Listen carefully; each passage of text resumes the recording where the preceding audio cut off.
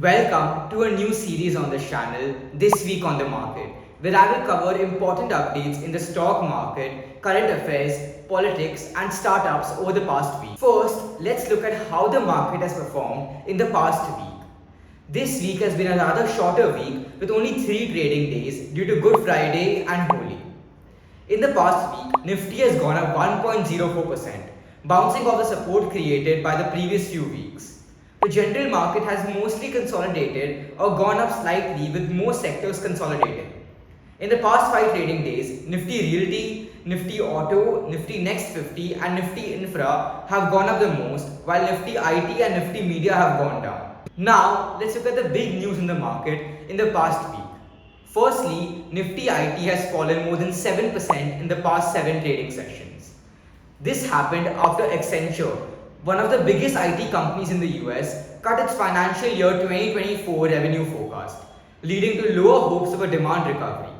This warning hit the valuations of many Indian IT companies as well, which according to Jefferies were very rich in valuation. Nifty IT has an average PE ratio of over 26, which is 29% higher than Nifty 50. Together, all of this has caused a modest drop in the sector, and many analysts believe that IT could witness a major slowdown. Now, let's look into some fundraising news.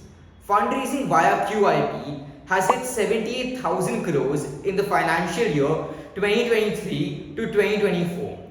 This is a 7-fold increase year on year, fueled by greatly improved market sentiments and increasing demand.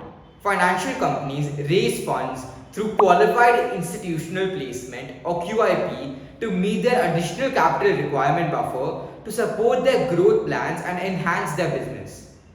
This surge in fundraising will help many Indian companies and aid in India becoming the third largest economy by 2027.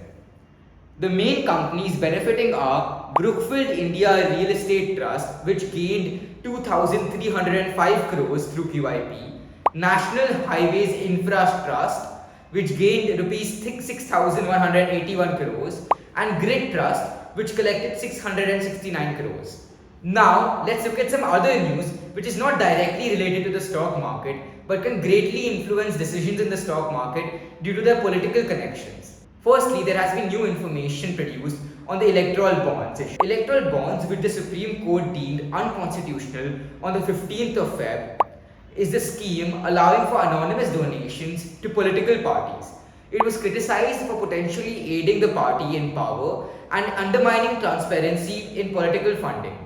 The court ordered the State Bank of India to stop issuing electoral bonds and disclose the details of political parties that received such donations since 2019 to the Electoral Commission. Recently, it has been found that the centre cleared the printing of 10,000 crores worth of electoral bonds 3 days before the Supreme Court hearing.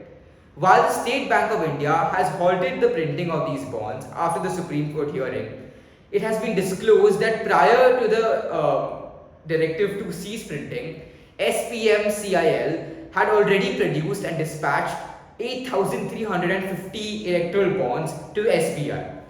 While much information is still unavailable, there are potentially massive implications in the electoral bonds issue and the scale could be unfathomable. Next, there is additional controversy on the arrest of the CM of Delhi, Arvind Kejriwal.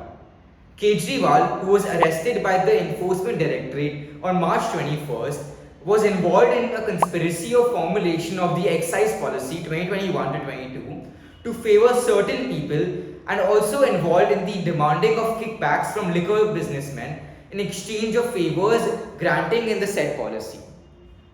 Since then, many foreign bodies such as the UN and countries such as the US and Germany have reacted on the matter, stating that they encourage fair, transparent and timely legal processes and hope that everyone's rights are protected in India. The India bloc has also staged a mega rally in Delhi named Loktantra Bachao. The BJP, on the other hand, has slammed the opposition India bloc's rally, saying it was not a safe democracy meeting as projected, but a safe family and hide corruption rally. Now let's look at startups this week. Indian startups have raised $243.3 million from 17 deals between March 23 and 30th. Evans Financial Services raked in $120 million, being the only mega deal this week. Fintech startups attracted the highest funding this week, with startups in the sector securing $151.8 million across 4 deals. Finally, let's look at FII investing this week. FIIs remain net purchasers in March with 32,000 crores in net purchases. This week, they have sold off nearly 3,000 crores in total, though they have purchased 4,000 crores on Thursday itself, which was the last trading day of the week.